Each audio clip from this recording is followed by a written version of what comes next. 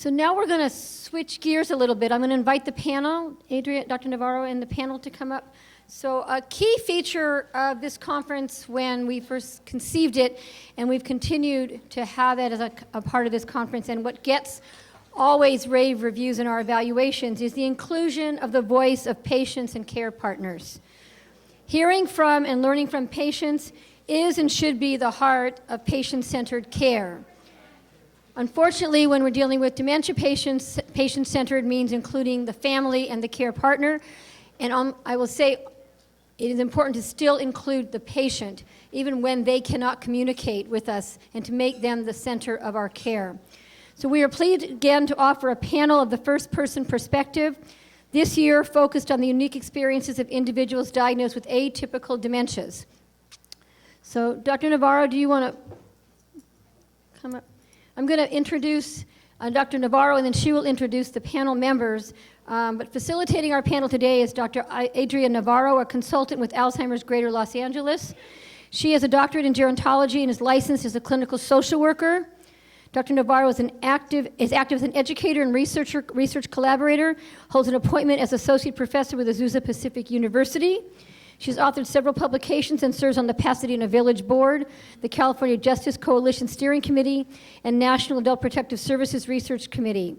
Please welcome Dr. Navarro and our panel, who she will introduce. Thank you.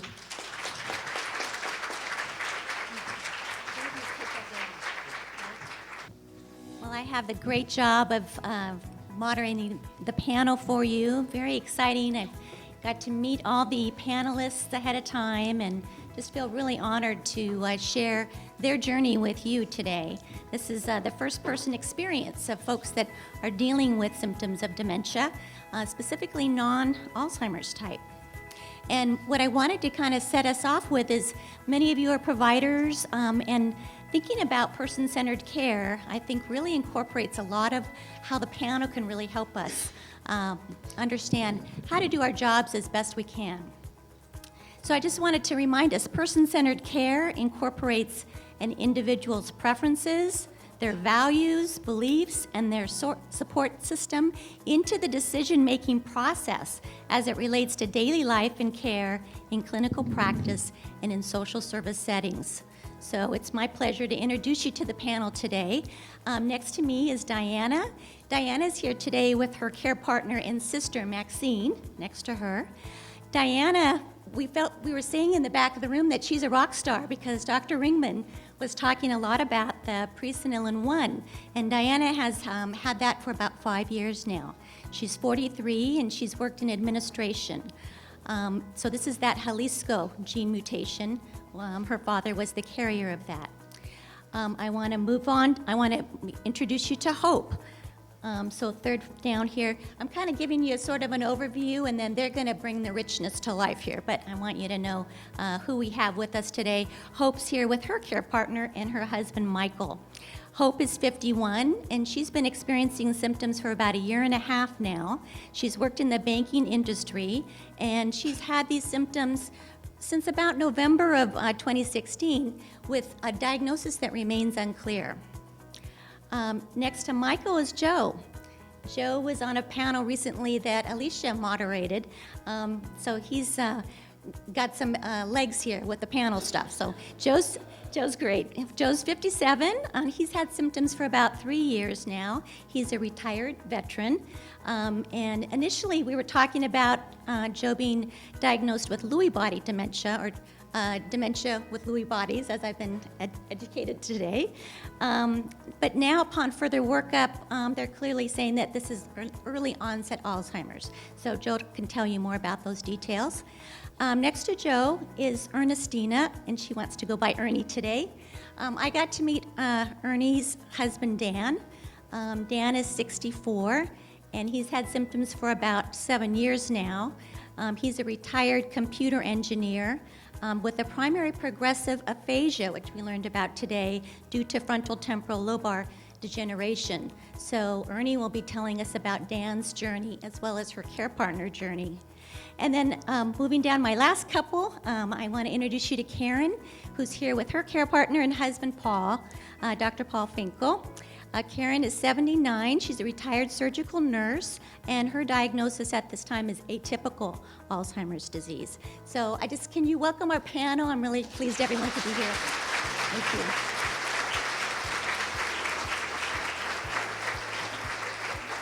Thanks so much. So we really wanted to hit some kind of frame this around diagnosis. What's that like working up towards diagnosis? Then thinking about the response to having the diagnosis. Then how you cope with having this particular dementia. And then advice for all of you. So this is great. We're going to hear from the experts. So I want to talk a little bit about diagnosis. And I thought the first question would be, what were your initial symptoms and how did you find out what was going on? So I think it makes a lot of sense, Maxine, if you'd like to kind of share a little bit because it fits so well with what Dr. Ringman was talking about. We have 2 mics, so you'll be kind of pulling it towards you, I believe. You'll let us know how this is working with sound. Good afternoon. Oh, should we do that? We can just hand it around. Yeah, that sounds good. Good afternoon. In our family, we have the dominant familial early onset Alzheimer's. And typically it would start off with problems in the knees and then other symptoms. But it seems that in our generation, my sisters and a few other cousins that are in our generation, the symptoms are just a little bit different than our parents. And for Diana, and I actually have another younger sister that is positive and asymptomatic. So for them, it started off with a handshaking. They started off with the handshaking and some confusion, stuttering, anxiety, and depression. And with that came a lot of misdiagnosis of depression. Well, you're having these problems because you're depressed or you're stressed. After the handshaking and the stuttering and more of the memory loss comes with the uncontrollable hand movements, be unable to grasp things, not sure if where they're sitting is correct. Their depth perception changes. Also, what we've noticed with them is their facial features, changes in their facial features. Okay. Anything you want to add? Yeah. Diane, anything you want to say about your first kind of symptoms, what you felt? Yeah, I said, Okay. I had this, we had our talk earlier. Yeah. These were her words. Yeah.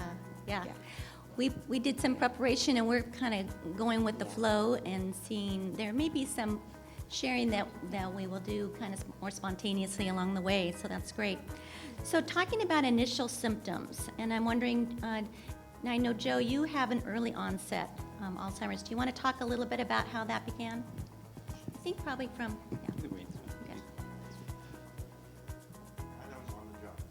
I was on the job and I was using sticky notes like, I own the company.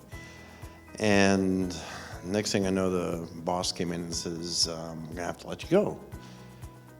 And I didn't understand why. And he says, you've been forgetting an awful lot lately.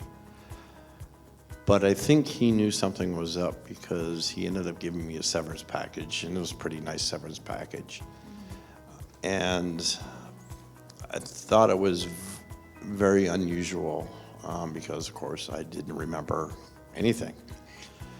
So I went to the Veterans Administration and did all the scans that you possibly do all the memory tests. They were very, very nice, very helpful. But I think because of my age, they were very confused. And the first thing they said was, well, you're really depressed. Here's some antidepressants. Well, I wasn't depressed. I was just very confused at what was going on. I was, still doing what I needed to do. When I started pushing, I had to do the pushing with the neurologists. Everybody that I talked to had not dealt with anybody under 65. So if it's out of sight, out of mind, they didn't know what to do. And believe it or not, they still don't. They sent me to someone outside, which is thankful. And I had a wonderful neurologist in Burbank. But I think really on diagnosis, the worst thing that people don't get when they're diagnosed is information. And it's really left to us to Google things, because when I asked, I almost got the look like, well, you're not going to know anyways, so we're not going to tell you. Knowledge is power. If I know, I can bend my life around that. And I think everybody else up here as well. Living with Alzheimer's is actually not a difficult thing. My knowledge is that it could be worse. It could have been ALS, could have been a brain tumor. And I'm thankful that I'm still here and I'm not suffering.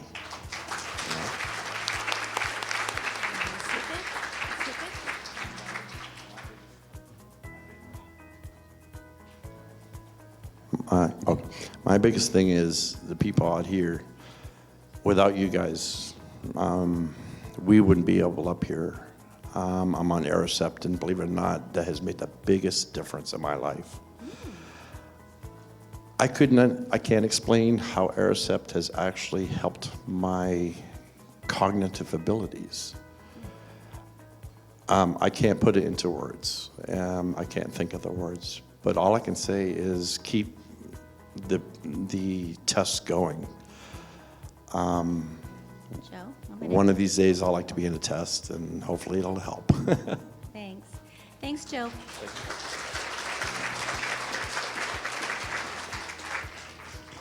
Hope, you want to tell us a little bit about symptoms you might be experiencing? Kind of first signs? I remember a fun story about a coat, actually. Yeah. When we first came out here, I needed to put on a jacket, but I didn't do it. So we had to kind of try to find a way to do that. I was in a spot where it just wasn't easy for me. So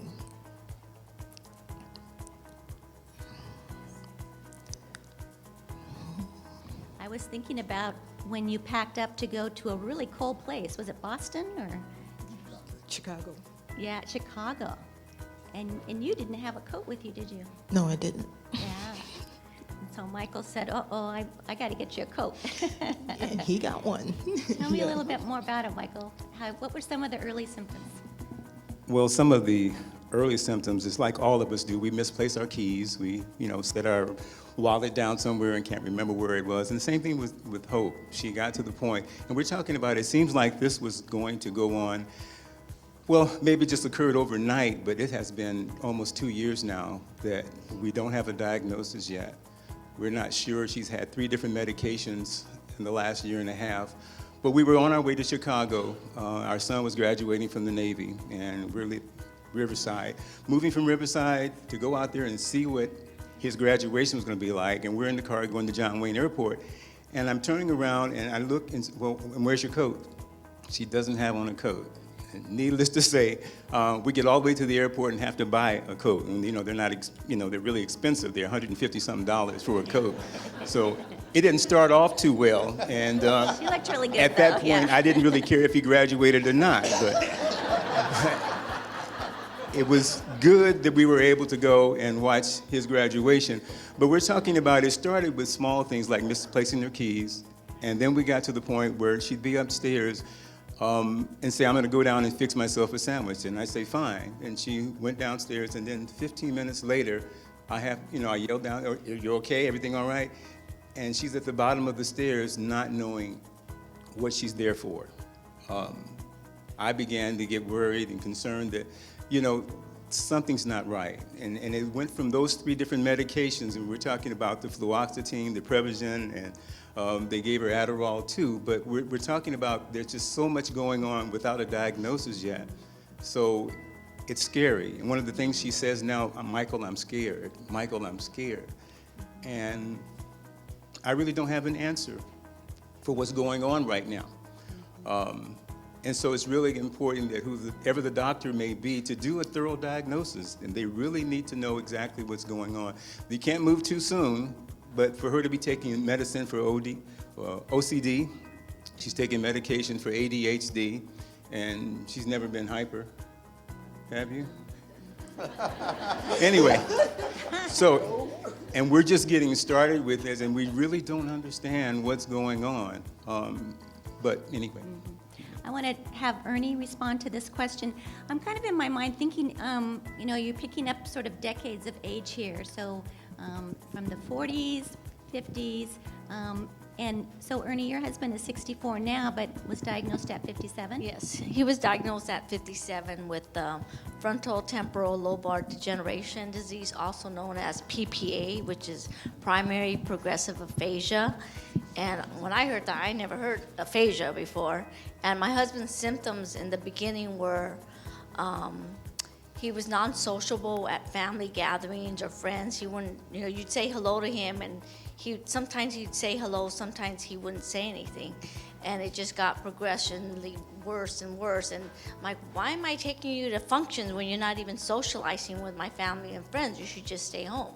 So that's how it first started, him not being sociable. And I talked to him, and everything would be okay. The word that he would say was okay. Okay, can you do this? Okay, and then I come home, and he wouldn't do it.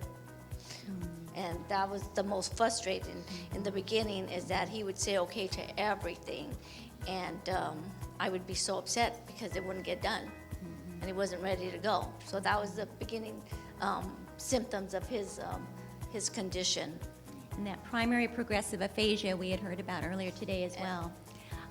Karen and Paul, I'd love for you to talk a little bit about the beginning sort of symptoms that you experienced.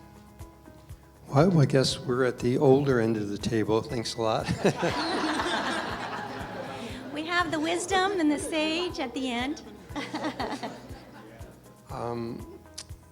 My wife has had what we consider an atypical AD for about probably in the ballpark of between 4 to 5 years. And it started out very subtly. And my background is I'm a nephrologist and internist. I pride myself on making clever diagnoses. But I must say, initially, I didn't understand why we couldn't find her purse, her phone, a variety of other things. And then we got to the point where we're doing these daily, or almost daily, treasure hunts, I called them. And after about 6 months, I realized that this is not normal.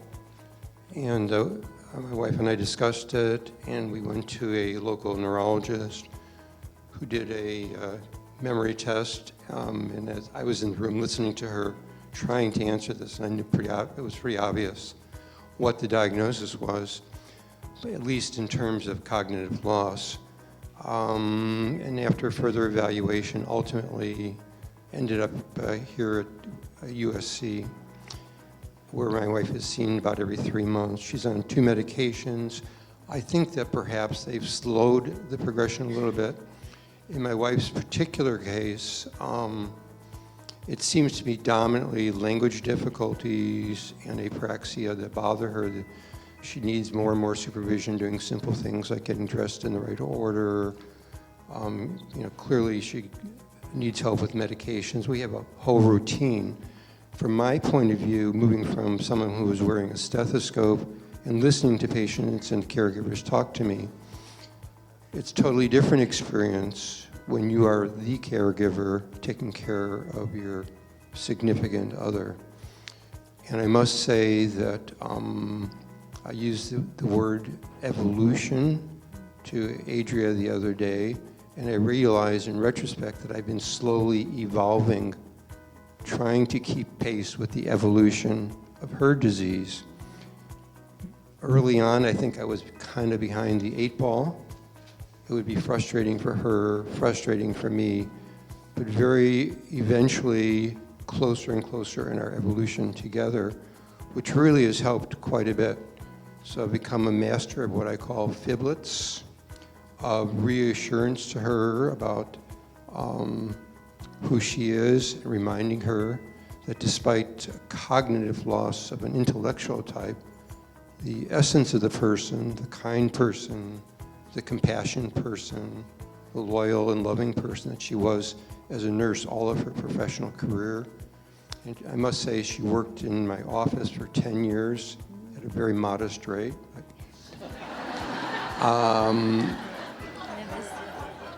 But to tell you, patients would say to me, "Where's our angel?"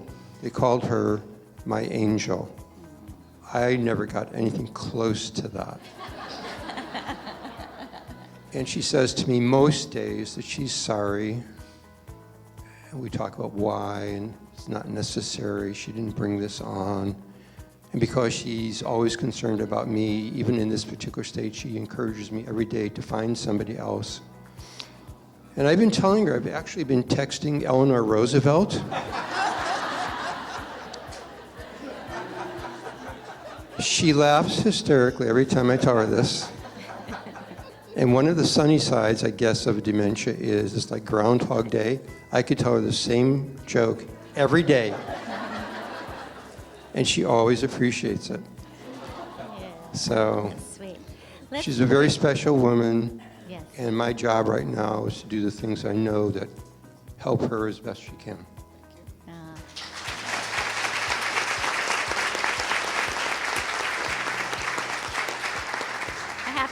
I have to add that each family that I got to meet ahead of time, the amount of love that's exuding in these families is just so touching and so special. I wanted to just touch on any last points about getting diagnosed. And so, Ernie, I didn't know if you had anything more you wanted to say about how, did it take a bit for Dan to get his diagnosis? Yes, it took many, many years.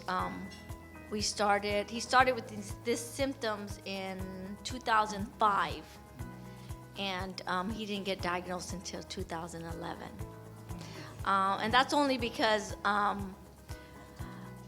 we just gotten married in 2006. And so, when you get married, you think, okay, things change. I'm thinking, well, why is he changing? Does he change this quickly once you get married?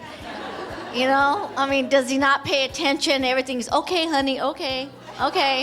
So I'm thinking, I told my cousins, okay, you guys, does your husband, you always say it's okay to everything? Oh, yeah, that's what they do. They say okay to everything, so that's normal.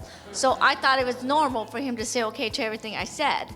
So, and then it was the lack of communication and always working and not calling and coming home late. Which led me to believe he was having an affair. So we went to marriage counseling thinking there was something wrong, but there wasn't. Because even when we went to marriage counseling, he just said okay to everything the doctor was asking him. So then finally took him to the doctor in 2010, and his primary physician, asked him a bunch of questions, and he couldn't answer half of them. And they were just simple little questions, and he couldn't even answer them. So then, he referred us to a neurologist who did an MRI, and then he said there's something wrong. Then he referred us to Dr. Helena Chu, which I'm so grateful for because she diagnosed his condition as primary progressive aphasia. And then everything's good. Yeah, good. Okay. And I think, Maxine, was there anything you wanted to add about the diagnosis process? Because I think this idea of getting gene testing and things like that seem to be kind of a long long-standing. What I noticed is some people were really waiting many, many years to figure out what the heck is going on. Well, growing up, I had heard just rumors about the symptoms and the illnesses that fell on one side of my family and how they were very similar to each other.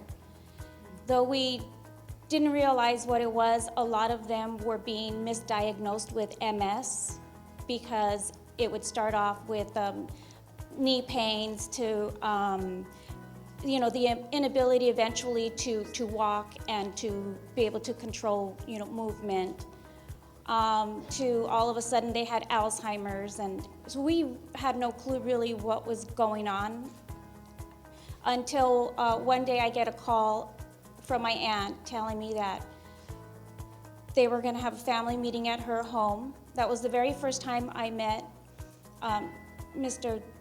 John Danner, who I believe is here. And through Mr. Danner, we learned about the early onset Alzheimer's that ran in our family. And that was the first time that we got to actually hear what was going on and ask questions. And he told us about this 50% chance. And after hearing that, and you go home and you look at your children and you think, what did I pass on? What did I do? And which I know is what my sister is thinking. She has 2 children. So a lot of us get misdiagnosed with depression. That's the first thing. Before I was able to take the test and find out my results, I went to my doctor. Actually, I went to several doctors and explained to them what was going on in my family, and they had no clue.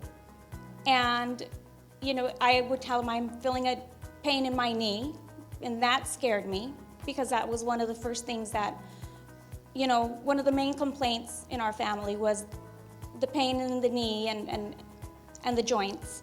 And then I was forgetful. I'm a very forgetful person by nature, I guess. And I would tell them, I would try and explain to them. I even gave the information that John Danner had given me to one of my doctors, and he was like, oh, well, no, you're just too young. You're too young. And I said, yeah, that's why it's early on Alzheimer's, it's early onset. No, but you're still way too young. And I was in my 30s, and I said, okay.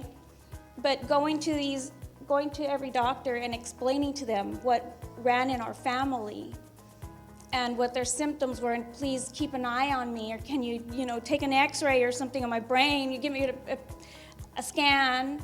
The next thing I know, they're giving me anti-depression medication, anxiety medication. I was on 3 medications, and I didn't even need them. What I needed was for everybody to be aware of what is going on and to finally have the testing done. And so Diana, we pretty much all kind of drifted apart, and one day we get a phone call. One of my sisters gets a phone call from Diana's husband. Diana was at a mental institution, and at that time she was diagnosed with depression, and they figured that's what was going on with her. It was depression, it was anxiety, it was stress. And I had downloaded information that Dr. John Ringman had on the internet, and any and all information that I could find on the PSEN1 gene mutation. We took that down to the hospital that she was at so that we can have her released, and we told him, I told him, look, This is what runs in our family. This is not depression. This is not anxiety. This is what it is. It is an early onset Alzheimer's. And the counselor there, she was reading this and she said, well, this is just amazing. You know, I had no idea. And that's what she has.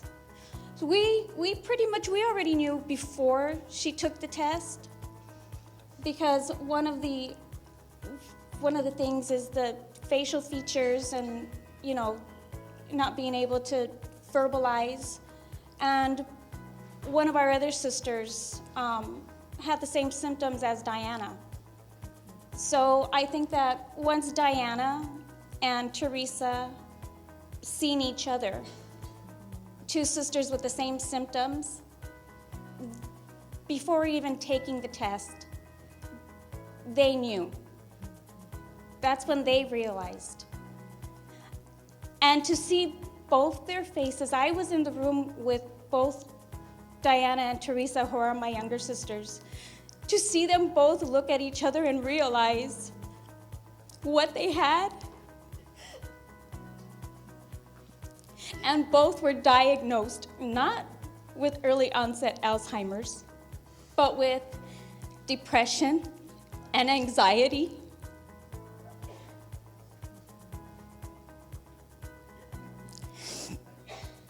But no,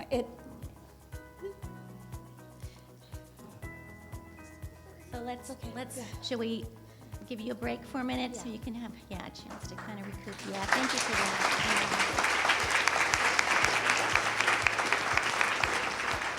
A timely question you want to intersperse here? Yeah.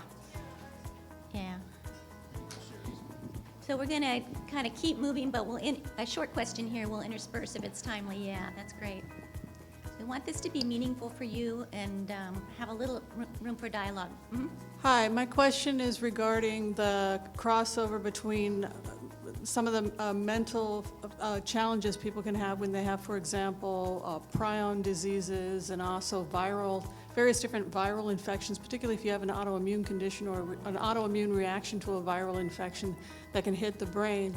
Is there much of a dialogue between people who do infectious disease, autoimmune, and people who are doing neurology? Are we missing the boat there? I put that out there. I don't think we're prepared to answer that question, but yes, Joe would like to answer. This is kind of strange. The first actual thing they did as a gay man says I had HIV. Without even knowing me or testing me. And I'm glad you brought that up, because that's the first and only thing they want to test for. And it's like, no, I don't. You know, but they didn't accept that. They did test for blood diseases, things of that sort. But then I found out my sister has the same thing I do. So, but they didn't test her for HIV. Kind of strange, but I understand the blood aspect, because it's very possible, you know, because that could be part of the symptoms as well. I have a friend that's HIV positive, and he has all the symptoms of Alzheimer's, but it is HIV. And so I understand what they're saying too, but just because I was gay, for them to jump to that conclusion. And of course, the depression too. I just wanted answers, and it was the same with them. And as soon as I had the answers, we knew we could feel better, and we could get answers after that. And look where we are now. I think that's so interesting, you know, that idea of once you have a diagnosis, it seems to psychologically be very helpful. Ernie, do you want to add to that?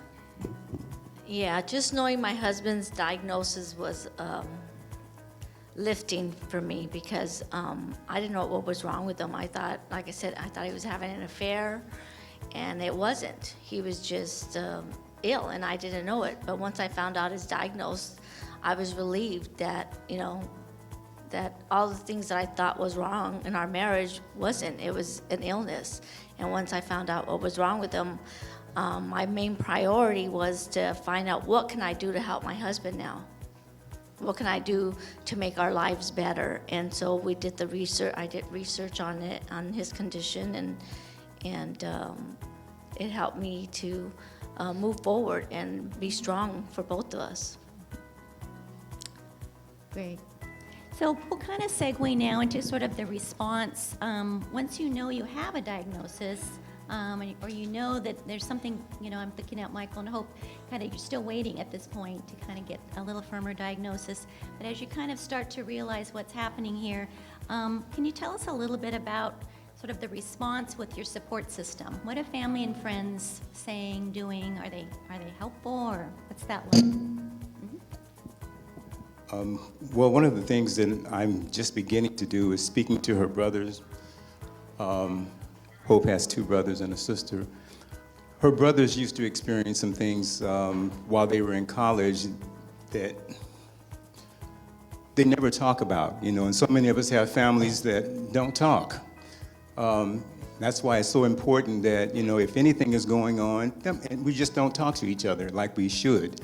And there are things that we know grandparents or parents know that they don't pass it down because they don't want to be embarrassed, or they're afraid to have someone else may think that something is wrong with the family, so they don't talk.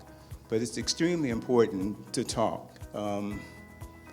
Talk to each other and tell each other what's going on. If you're having issues in school, and her brothers were at the point where they had to even come out of school because of the memory issues they were having. And I'm just beginning to find out by talking to them what's going on, because I can't help Hope like I want to, and I need to hear from the family, and it's really important.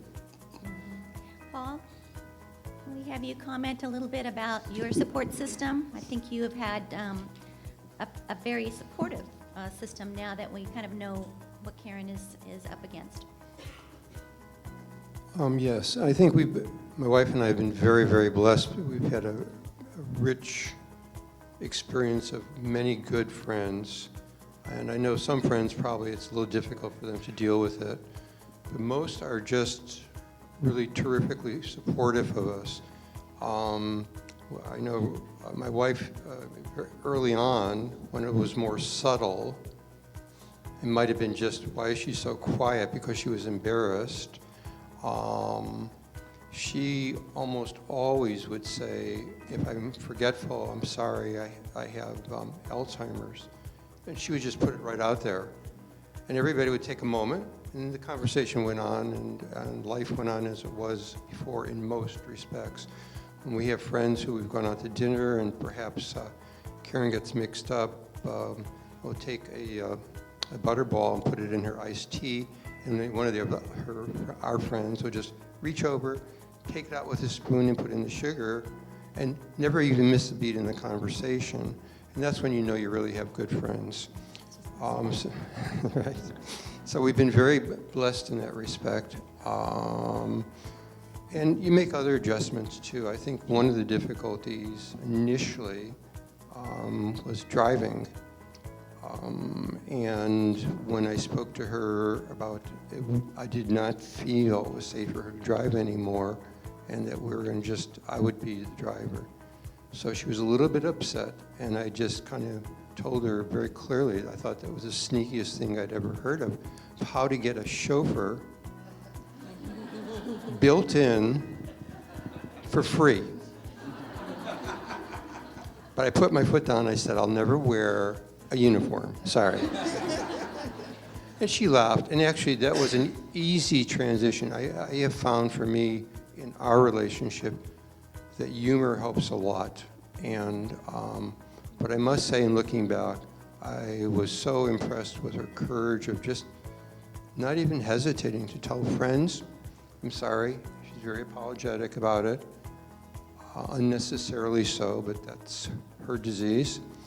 And it made it easier for her friends, I think, other than the unspoken things that people say, what's wrong, And I think being upfront about it, in our case, worked very well for our friends. So I know other panelists have had a little bit difficulty. So I was going to have Joe and Maxine share a little bit about sort of family dynamics that can come into play, making it difficult. My family is all in the state of Maine, and I thought being in nonchalantly telling them I had Alzheimer's on Facebook, defriend, defriend, defriend, defriend, defriend. It was almost like, you can't talk anymore. It's like, so, I mean, that was very shocking at the time. I had, you know, friends here, and they're very accepting. I think my biggest family here, other than my husband, is Wendy over here at Lisa's Care Connection. They have, in a sense, been my family. And for that fact is they've given me not just the outlet, but been there for me. They gave me a voice to help others that I think we all want to do one way or another. We want to let people know that something's going on and this is how I deal with it. Like if you gave me a subtraction figure right now, I'd look at you like you're alien. I couldn't do it, but I can tell you the distance of the sun and the speed of light and all this other stuff, but the simple basic things, not anymore. And I think my family realized that and moved on. And I had to move on, so I did. That's good. Maxine, do you want to share a little bit about family response? Yes. Well, Diana's currently married. And when the going got tough, well, he got going. But she has family. Her friends have changed. She doesn't have the friend connection. Okay. Just do the light version. Support. She has a good support system. She has me. Thank you. I am her chauffeur. I am her voice. I'm her helper in anything and everything that she needs. And, you know, you're never, ever going to be alone. There's also, we have great support with Dr. John Ringman, his assistant, Lucy, John Danner, Joseph Herrera has a support group once a month at Ranchos Los Amigos. Freddie, thank you. Thank you guys for everything. For shining light on our path, because without you guys, our path would be very dark. Thank you. So I like that you're bringing in some of the ways that you're able to cope, things that help with coping. So what would be helpful, Michael, to you and Hope at this point? Well, we both church every Sunday, maybe more than I need. Well, anyway, church every Sunday. Amen. Yeah, I know. Thanks, Joe. But church, we both sing on the praise team. We're both very active in our church, and that is our support system too. I mean, I didn't mention it before, but that is our support system. We have our neighbors across the street. Some of them know that there's some things that are different. We've been in our neighborhood for 10 years, but things have changed, and it's the subtleness of it that, you know, she's not going out much, and she's not doing much. She's not driving either anymore, and there's been some odd incidents where we actually got lost in Morongo. Oh, I shouldn't have, well, she got lost in the club. Didn't I just say we went to, yeah, anyway, okay. But on one of those special activities when we went by the casino, She happened to get lost, and she couldn't find me, and it was a panic mode, and I was winning. I was winning. And I had to go and help her to get back. But these are some of the beginning things that, like I said, everything was just fine. You know, we have 8 kids and 9 grandkids and 1 great-grand. Yeah. And it's been, and they're all adults, they're out of the house. I had retired, you know, I'm ready to go out and spend some time outside of the church and do a couple of things on every 3 or 4 months. But it has been a challenge because we don't know what's going on. We need to get into a study, we need to speak to someone who can give her a true diagnosis, and we can take the medication. But we have a lot of family, but once again, they're just not communicating. And since I told them about what's going on, nobody came over for Christmas. And we're talking about, you know, our adult children who will be able to get in their cars and drive anywhere in the city. But since we're in Lake Elsinore, they could not come that far because they didn't have any gas money. So I had told them that she was suffering with some memory loss, and it's like nobody came by. But we have each other, and I think that's what's the most important thing, and we have the Lord. So.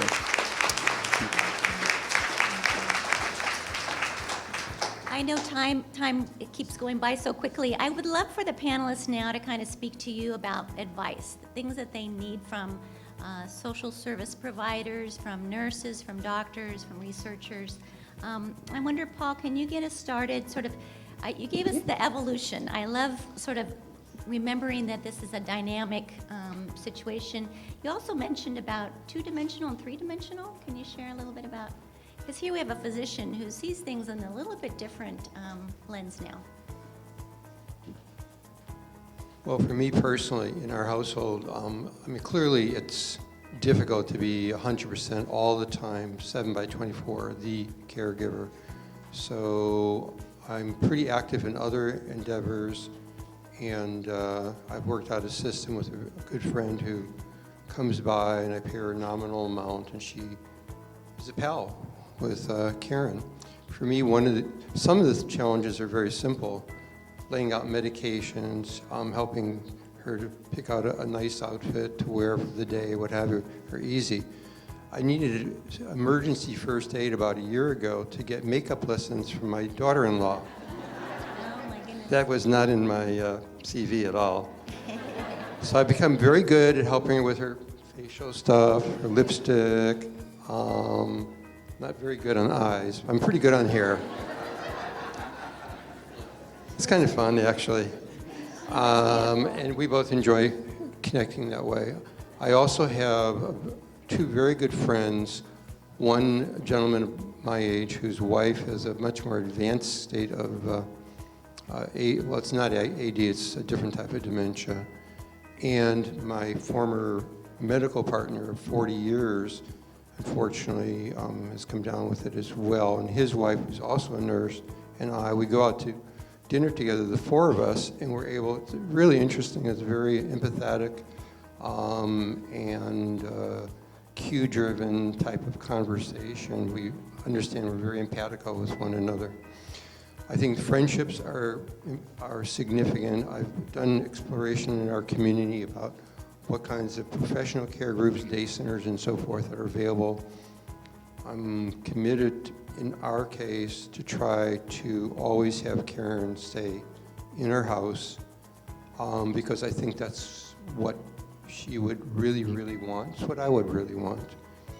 And there's never a day that I don't realize that if the shoe were reversed, she would be there right for me, even though I'd probably be a much worse patient than she is. Probably a big pain.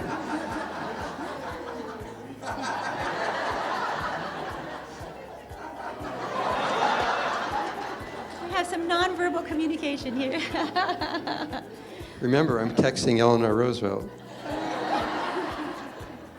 Anyway, for us, the support group has mostly at this stage been our friends, and the fact that we still enjoy a very rich social interaction. I take her to plays, we go to musicals, we watch the news, and the system we have there is very interesting. We no longer argue about politics, thank goodness. That was a long battle. But after each segment on the public news that we watch, I'll stop it and I'll kind of recapitulate for her very quickly what it was about. And that way she really gets to hear it twice and she understands it.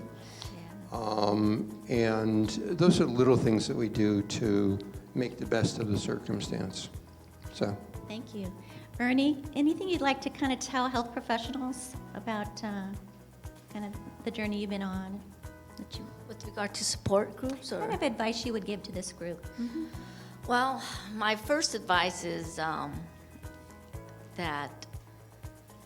a lot of when you get tested, you get misdiagnosed. I mean, my husband could have been misdiagnosed as being depressed, or something else was wrong with him. But the fact that we went further on and had a good doctor to show us the way to go, and showed us, referred us to the doctors that needed to be seen, because a lot of the doctors won't refer you to other doctors. They just say, oh, you're depressed, we'll just give you some medication. And that could have been the case for my husband had he gone to the doctor himself. But because I took him, we were able to find the diagnose that what was wrong with him. And with respect to you talking about support group, right? Yeah. It's real important to have a support group that that understands the condition. My husband's condition is very rare, so there isn't that. I don't think there's hardly any support groups for.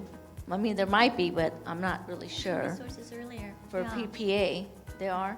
Well, the frontal temporal disease, sort of the bigger disease part. Yeah, well, the bigger disease, for temporal. But the condition, you're right. Yeah, but for his condition of aphasia, it's really hard to find other people with that condition. Although I did meet a patient's wife who Freddie connected me to, and she's been great. She's, her husband has the same thing that my husband has, and she has helped me throughout these years and what's ahead. Her husband is a year progressed a year before my husband was diagnosed, so she lets me know ahead of time, oh, this is what's going on with my husband. So when my husband starts behaving in the way that her husband was, then I'm not freaking out, because I know, oh, that's normal. What he's doing, it's normal for his condition. That's good. How about you, Joe? Anything advice for the health professionals? I have just a few. The first one is the communications on the diagnosis. I received it by speakerphone over the phone. I think spending a little bit more time having us come in and sitting down and going over what we have is extremely comforting, believe it or not, even though it's a dire diagnosis. But I think taking an interest in us and having the family involved is extremely helpful. That way we can coordinate with you everything else. And that would be helpful. Keeping me involved is wonderful. And the biggest thing, and a lot of people are not gonna like this, but take away my license. I still have mine. Not a good thing. I voluntarily stopped driving. I get lost. And I did come to the realization that I could kill somebody. And because I do have a diagnosis of Alzheimer's, there goes my home, there goes everything. Because I perceived that I couldn't know. Act on the side of caution. I might rant and rave, someone might rant and rave, but the family will thank you later on. Absolutely they will, because no one wants to see a bad situation turn worse. And my only last one is take the whole body approach. A lot of, as you know, you have your own doctors as well. You see, they look at you, so, oh, you look fine. But with Alzheimer's, look in the ears, look in the mouth for dental decay.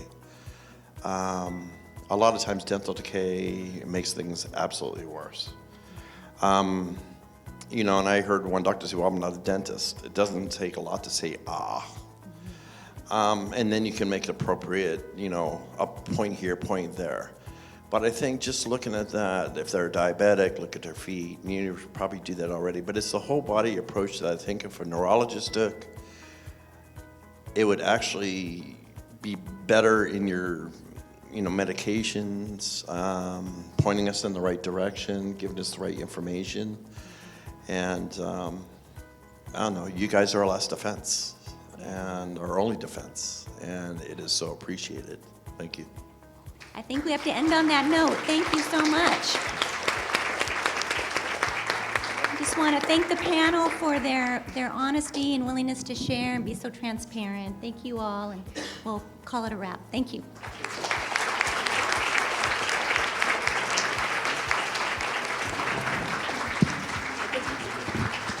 So, thank you all, and thank you for your bravery to come forward